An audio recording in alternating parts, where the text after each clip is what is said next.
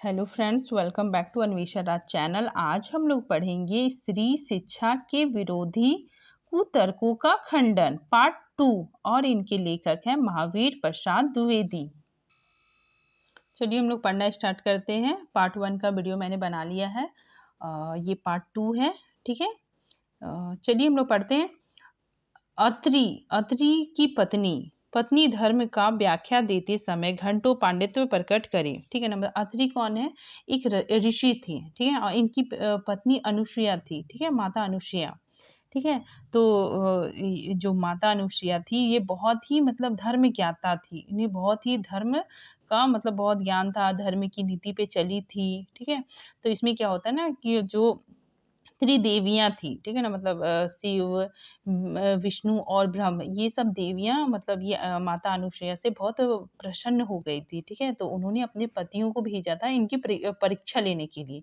ठीक है, तो मतलब त्रिदेव मतलब तीनों आए थे, शिव, विष्णु, ब्रह्मा तीनों आए थे इनके पास इनकी परीक्षा लेने के लिए माता अनुसुईया का। ठीक है, तो इन्होंने मतलब वे लोग परीक्षा लिए और ये मतलब अनुसुईया, माता अनुसुईया मतलब उस परीक्षा में पास भी हो गई। ठीक है, मतलब ये बहुत ही मतलब धर्म की ज्ञाता थी। ठीक है ना,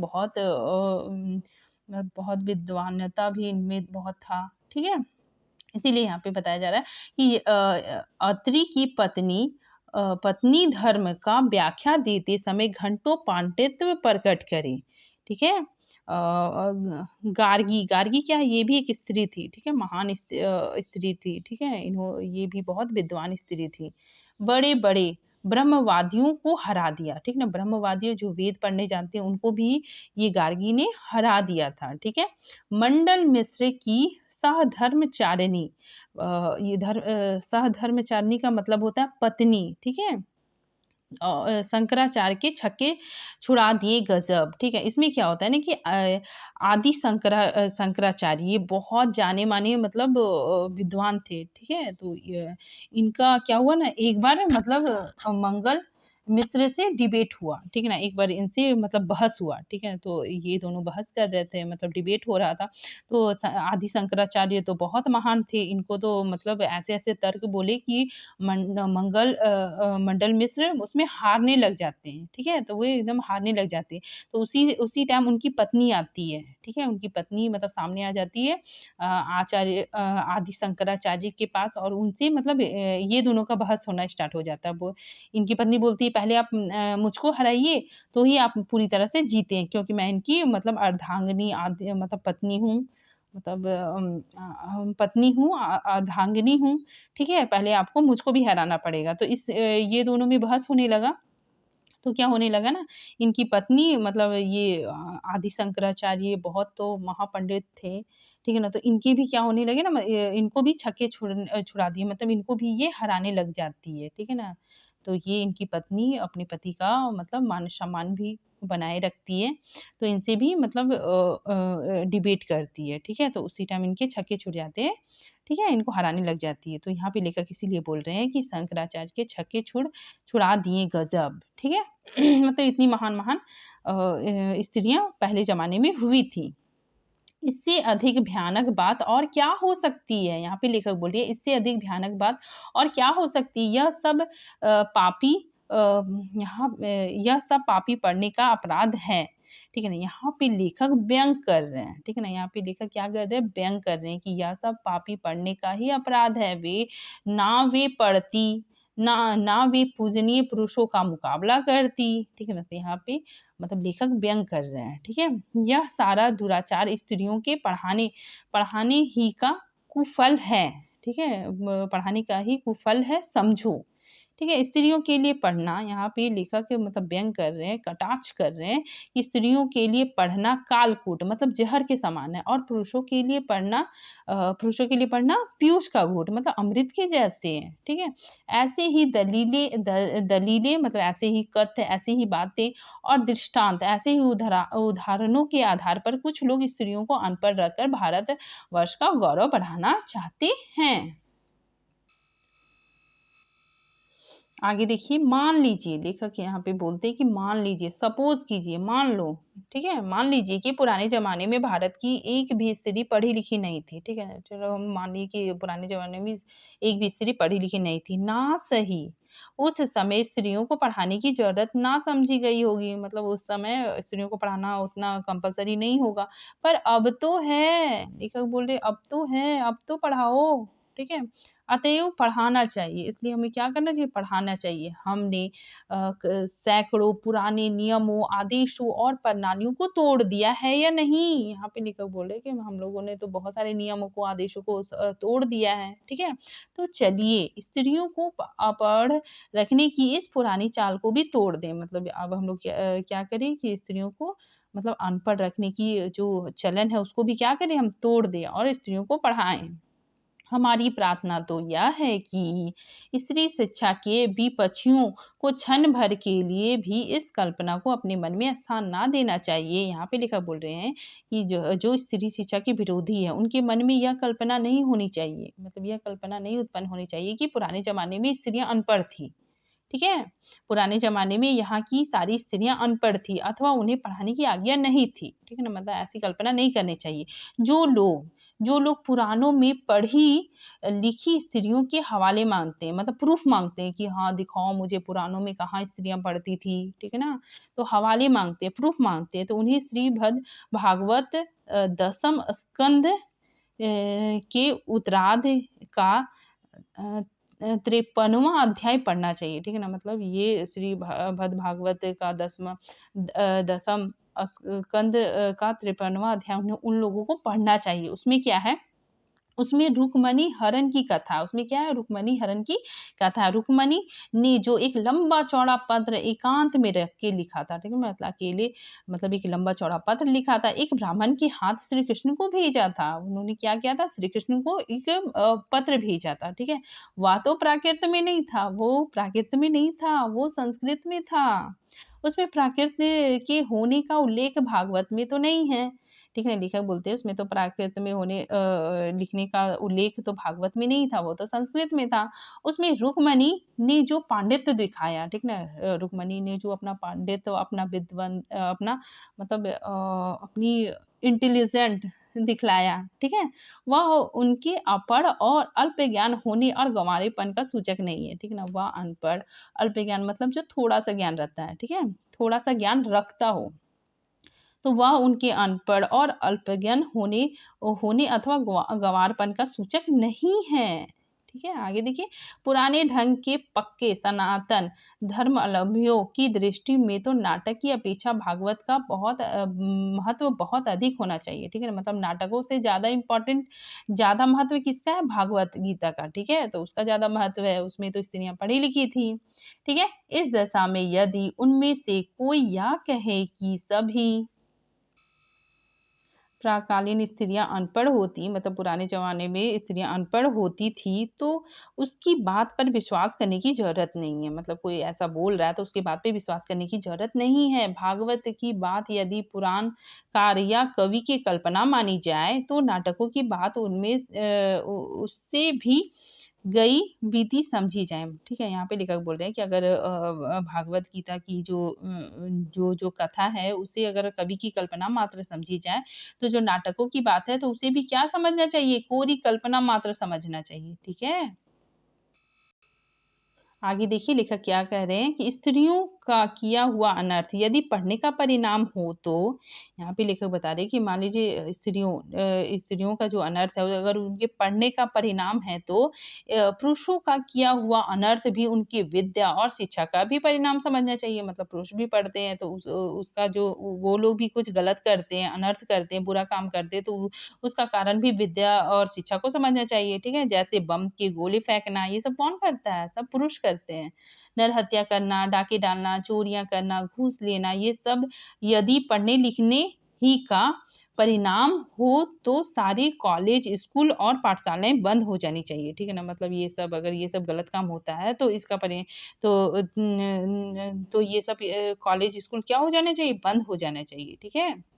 ये सब यदि पढ़ने लिखने का ही परिणाम हो तो सारे कॉलेज, स्कूल और पाठशालाएँ बंद हो जानी चाहिए। परंतु विक्षिप्त मतलब जो पागल है, बात व्यथित जो अपनी बातों से दुखी रहता है, ठीक है ना? ग्रहग्रस्त मतलब जो मतलब ग्रह पाप से पीड़ित है, ऐसे लोग ऐसे दलीलें मतलब ऐसे लोग ऐसी बातें करते हैं, पेश करते हैं, ठीक है ना? पेश करने वाले बहुत ही कम मिलेंगे, बहुत ही कम मिलेंगे, ठीक है?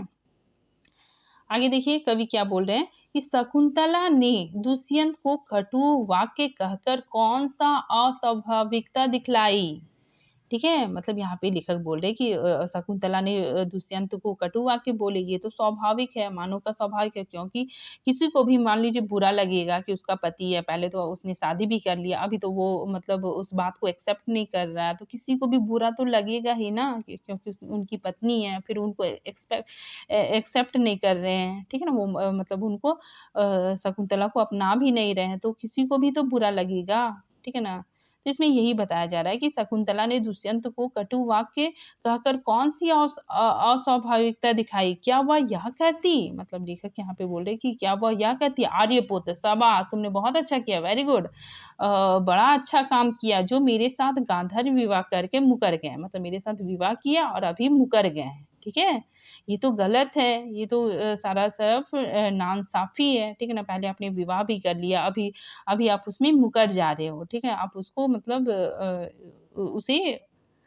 उसे एक्सेप्ट नहीं कर रहे हो, ठीक है? इसलिए यहाँ बताया जा रहा है कि शकुंतला ने जो कहा वो मतलब ठीक ही कहा, ठीक है? नीति, न्याय, सदाचार और धर्म की आप प्रत्यक्ष मूर्ति हैं। क्या शकुंतला ऐसे बोलती कि आर्यपुत्र तुमने बहुत अच्छा काम किया, ठीक है? मेरे साथ गंधर्व विवाह करके मुकर गए और आप तो नीति, न्याय, सदाचार और धर्म के प्रत्यक्ष मूर्ति हैं, ठीक है? पत्नी पर घोर से घोर अत्याचार करके जो उससे ऐसी आशा रखे वे मनुष्य स्वभाव से किंचित भी ज्ञान नहीं रखता, ठीक है ना? मतलब पत्नी पर इतना घोर अगर अत्याचार करेगा तो ज़ाहिर है कि पत्नी गुस्साएगी ही, मतलब उसको गुस्सा आएगा ही, ठीक है? और गुस्सा में तो आदमी कटु-कटु वचन बोलता है। ठीक है, तो इसमें यही बताया जा रहा है कि पत्नी पर घोर से घोर अत्याचार करके जो उससे ऐसी आशा रखता है, मतलब वो ऐसी आशा रखता है कि मेरी वाइफ़ मतलब मेरी पत्नी गुस्सा नहीं करेगी, ठीक है? तो ऐसी जो आशा रखता है, वो मनुष्य स्वभाव से किंचित मतलब मनुष्य के स्वभाव का थोड़ा भी उसको ज्ञान नहीं है, ठीक है? आगे देखिए सीता से अधिक साध्वी स्त्री नहीं सुनी, ठीक है? मतलब सीता जी है, वो तो बहुत ही मतलब पढ़ी-लिखी, सबसे ऊँची मानी जाती थी, सर्वगुण संपन्न थी, ठीक है? तो उससे अधिक साध्वी स्त्री नहीं सुना। जिस कवि ने शकुंतला नाटक में अपमानित हुई शकुंतला से दुष्यंत के विषय में दुर्वाक्य कहलाया, ठीक है ना? मतलब यहाँ पे बताया जा रहा है जिस कवि ने शकुंतला से दुष्यंत के विषय में दुर्वाक्य कहलावा मतलब बुलवाया, ठीक है? कहलाया, उसी ने परित्याग के होने पर परित्याग मतलब छोड़े जाने पर, ठीक है? सीता से रामचंद्र के विषय में क्या कहलाया सुनिए। ठीक है? यहाँ पे सीता को जब राम जी उनको छोड़ देते हैं, ठीक है? वन में छोड़ देते हैं तो सीता ने एक श्लोक कहा था, ठीक है? ये श्लोक है। ये सीता जी ने श्लोक बोला था, ठीक है? इसका हिंदी अर्थ देखिए यहाँ पे दिया हुआ है कि लक्ष्मण जरा उस राजा से कह देना कि मैंने तो तुम्हारे आँखों के सामने ही आग में कूद कर अपनी विशुद्धता साबित कर दिया था, ठीक है? विशुद्धता साबित कर दिया था, अग्नि परीक्षा दिया था, ठीक है? तिस पर मतलब इस पर भी लोगों के मुख से निकला मिथ्यावाद मतलब झूठी बात सुनकर ही तुमने मुझे छोड़ दिया। क्या यह बात तुम्हारे कुल के अनुकूल है? मतलब ये बात तुम्हारे लिए तुम्हारे कुल के अनुकूल है अथवा क्या यह तुम्हारी विद्वता और महानता का शोभा देती है? ठीक है? यहाँ पे माता सीता भी बहुत मतलब क्रोधित हो गई थी, बहुत गुस्सा हो गई थी और उन्होंने भी कटु वाक्य बोले थे। ठीक है? आगे देखिए सीता का यह संदेश कटु नहीं तो क्या मीठा है? यहाँ पे लेखक बोल रहे हैं राजा मात्र कहकर, ठीक है ना। तो यहाँ पे सीता ने श्री राम जी को मतलब राजा मात्र कहा था, ठीक है। पहले वो स्वामी बोलती थी, प्राणनाथ बोलती थी, ठीक है, मतलब बहुत रिस्पेक्ट से बोलती थी। अभी तो उनको मात्र राजा कह रही है, ठीक है। तो राजा मात्र कह के उनके पास अपना संदेशा भेजा। यह उक्ति मतलब यह जो बात है ना किसी गंवार स्त्री की है, किंतु, ठीक है ना, मतलब ये जो बात है गंवार स्त्री की नहीं है, किंतु महाब्रह्म ज्ञानी राजा जनक की लड़की और मंदवादी महर्षि के धर्म शास्त्र का ज्ञान रखने वाली रानी का है, ठीक है ना। मतलब ये वाक्य एकदम पढ़ी लिखी महाज्ञानी और धर्म शास्त्र का ज्ञान रखने वाली रानी का है, ठीक है। आगे देखिए निर्विषय वर्णाम श्रम पालन यत स एवं धर्मो मनुना प्रणीत, ठीक है। यहाँ पे बताया जा रहा है कि सीता की धर्म शास्त्र ज्ञाता का यह प्रमाण वही आगे चलकर कुछ ही दूरी पर कवि ने दिया है, ठीक है। कवि ने बताया कि सीता परित्याग के कारण वाल्मीकि के समान, मतलब सीता कैसी थी, एकदम वाल्मीकि के समान शांत, नित्यज्ञ, क्षमाशील, तपस्वी थी, ठीक है ना। मतलब ये तो सीता तो एकदम शांत भी थी, क्षमाशील थी, तपस्वी भी थी, ठीक है। उन्होंने भी अस्येव मयूभज अर्घ्येश में कहकर रामचंद्र पर क्रोध प्रकट किया है, ठीक है ना। तो उन्होंने भी क्रोध प्रकट किया था, ठीक है। अतएव आगे देखिए शकुंतला की तरह अपने परित्याग को अन्याय समझने वाली सीता का राम के विषय में कटु वाक्य कहना स्वतः स्वाभाविक है, ठीक है ना। मतलब सीता का जो कटुवाच्य उन्होंने बोला वो क्या है, स्वाभाविक है, ठीक है ना। किसी मतलब कोई भी उसके जगह में रहेगा तो वो ऐसे ही क्रोधित होके कटु वचन बोलेगा ही, ठीक है। ना यह पढ़ने लिखने का परिमाण है परिणाम है, ठीक है। यहाँ पे लिखा बोल रहे हैं या ना तो पढ़ने लिखने का परिणाम है, ना गंवारेपन का, ना अकुलता का, ठीक है। मतलब ये सब पढ़ने लिखने का ये सब इसकी वजह से नहीं है, ये तो स्वाभाविक है, ठीक है। आगे देखिए पढ़ने लिखने में स्वयं कोई बात ऐसी नहीं जिससे अनर्थ हो सके, ठीक है। पढ़ने लिखने से मतलब कोई भी अनर्थ कोई भी बुरा होगा ही नहीं। पढ़ने लिखने से और इंसान मतलब ग्रो करता है, ठीक है। अनर्थ का बीज उसमें हरगिज नहीं है, ठीक है ना। अनर्थ का बीज मतलब सीड तो बिल्कुल उसमें कुछ नहीं है, ठीक है ना, हरगिज नहीं है। अनर्थ पुरुषों से भी होते हैं, यहाँ पे लेखक बता रहे हैं कि अनर्थ पुरुषों से भी होते हैं, अनपढ़ो पढ़े लिखे दोनों से होते हैं। मतलब हर किसी से अनर्थ मतलब बुरा हो ही जाता है, ठीक है। अनर्थ दुराचार और पापाचार के कारण और ही होते हैं, ठीक है ना। उसका कारण तो कुछ और ही होता है और वे व्यक्ति विशेष का चाल चलन देखकर जाने भी जाते हैं, ठीक है। अतएव स्त्रियों को अवश्य पढ़ाना चाहिए, इसीलिए हम लोग को क्या करना चाहिए, स्त्रियों को अवश्य पढ़ाना चाहिए। आगे देखिए जो लोग या कहते हैं कि पुराने जमाने में यहाँ स्त्रियां ना पढ़ती थी अथवा उन्हें पढ़ाने की मुमानियत थी, मतलब उन्हें पढ़ाने की मनाही थी, ठीक है। तो वे या तो इतिहास से अभिज्ञत नहीं रखते, मतलब या तो वे इतिहास के बारे में नहीं जानते हैं, ठीक है, क्योंकि वेदों पुराणों में तो स्त्रियां पढ़ती थी, ठीक है। तो वे या तो इतिहास से अभिज्ञता नहीं रखते, मतलब वो इतिहास की जानकारी नहीं रखते या जानबूझकर लोगों को धोखा देते हैं, ठीक है। समाज की दृष्टि में ऐसे लोग दंडनीय है, मतलब दंड के भागीदारी है, ठीक है ना। ऐसे लोग दंडनीय है क्योंकि स्त्री को निरक्षर रखने का उपदेश देना, ठीक है ना। मतलब स्त्री को निरक्षर मतलब उन्हें निरक्षर रखने का उपदेश देना समाज का अपकार और अपराध है। समाज के लिए वो क्या है, एक अपराध है, ठीक है। समाज की उन्नति में वो बाधा डालती है, ठीक। आगे देखिए शिक्षा बहुत व्यापक शब्द है। शिक्षा क्या है, बहुत बड़ा शब्द है। उसमें सीखने योग्य अनेक विषयों का समावेश होता है, ठीक है ना। मतलब शिक्षा में क्या होता है ना, सीखने लायक बहुत सारी बातें हो सकती है, ठीक है ना। पढ़ना लिखना भी उसी के अंतर्गत आता है।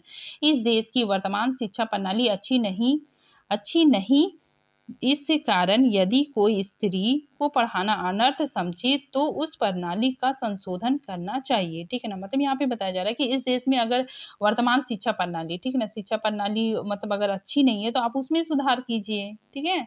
शिक्षा प्रणाली अच्छी नहीं है, तो इस कारण यदि स्त्री को पढ़ना लिखना अनर्थ समझे, अगर स्त्री को पढ़ना लिखना अनर्थ समझे तो ये गलत है, ठीक है? आप क्या करो, उस प्रणाली का संशोधन करो, उस प्रणाली का सुधार करो, ठीक है? सुधार करना चाहिए, ठीक है ना? खुद पढ़ने लिखने को दोष ना देना चाहिए, मतलब पढ़ने लिखने में कोई बुराई नहीं है, ठीक है? उसकी मतलब शिक्षा प्रणाली में आप सुधार कीजिए, ठीक है?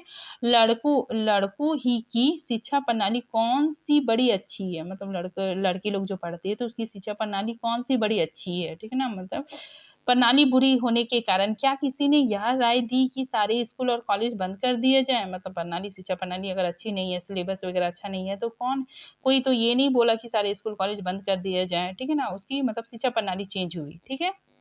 आप खुशी से लड़कियों और स्त्रियों की शिक्षा प्रणाली में संशोधन कीजिए, उनमें सुधार कीजिए, ठीक है ना? उनका सिलेबस चेंज कीजिए, उसका जितना शेड्यूल है वो सब में सुधार कीजिए, ठीक है ना? उन्हें क्या पढ़ाना चाहिए, कितना पढ़ाना चाहिए, किस तरह की शिक्षा देनी चाहिए, कहाँ पर देनी चाहिए, घर में या स्कूल में, इन सब बातों पर बहस कीजिए, ठीक है ना? इन बातों पे क्या कीजिए, आप लोग बहस कीजिए, विचार कीजिए, जी में आए सो कीजिए, मतलब आप लोग सारा शिक्षा प्रणाली को चेंज कीजिए, मतलब सब कुछ उसमें सुधार कीजिए, जी में आए सो कीजिए, पर परमेश्वर के लिए, यहाँ पे लेखक बोल रहे हैं, पर परमेश्वर के लिए, भगवान के लिए। यह ना कहिए कि स्वयं पढ़ने लिखने में कोई दोष है, मतलब पढ़ने लिखने में कोई दोष है, वह अनर्थकार है, ठीक है ना? वह अभिमान का उत्पाद है, वह गृह सुख का नाश करने वाला है, ऐसा कहना 16 आने मिथ्या है, मतलब ऐसा कहना 100% क्या है? गलत है, ठीक है ना? बस इसमें यही बताया गया है। Thank you friends.